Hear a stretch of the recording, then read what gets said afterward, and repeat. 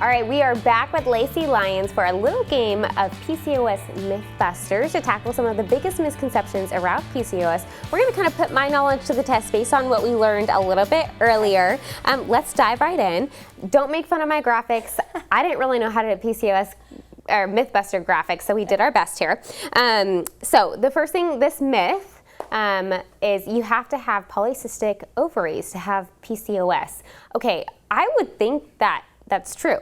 Yes, and it's very confusing because you would think that, but you only need 2 out of the 3 diagnosis traits. So the cysts on the ovaries, the high androgens, or the irregular cycles, only 2 out of the 3.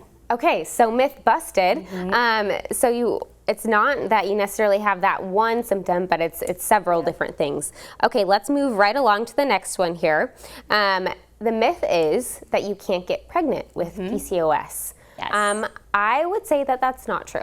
It's not true. PCOS is a very common diagnosis that ties with infertility, so I would get, why people think that. But it just needs a little bit more support through hormones and just really making sure we're supporting ovulation. So you absolutely can get pregnant and have a full-term healthy baby, absolutely. Love that, and I'm sure that's encouraging for people to hear if they do have that diagnosis and have been struggling. Let's move right along to this next myth right here.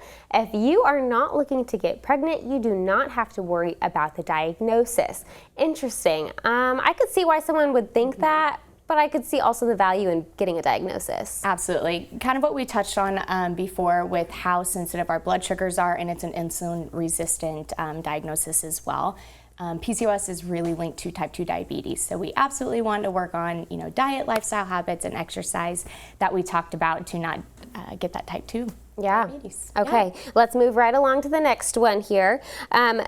This is an interesting one. The myth is you'll know for sure if you have the diagnosis. Yes. I would think this would be true, but is it not? Not necessarily, because a lot of those symptoms that we talked about, maybe a little acne, maybe a little bit of mood issues or irregular cycles, are extremely common. And so you may not know. And like I said, 50 to 70% of women go undiagnosed. Yeah, that's so wild. Okay, we have one more here to round it out. And it's the myth is you'll have bad symptoms for the rest of your life. Gosh, I sure hope this isn't true.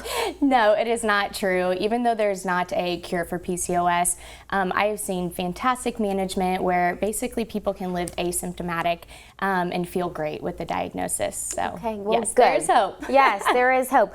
This was such valuable information, Lacey. Thank you so much for sharing your knowledge and expertise with us. As I mentioned earlier, Lacey's a super fun follow on all things health and wellness over on Instagram.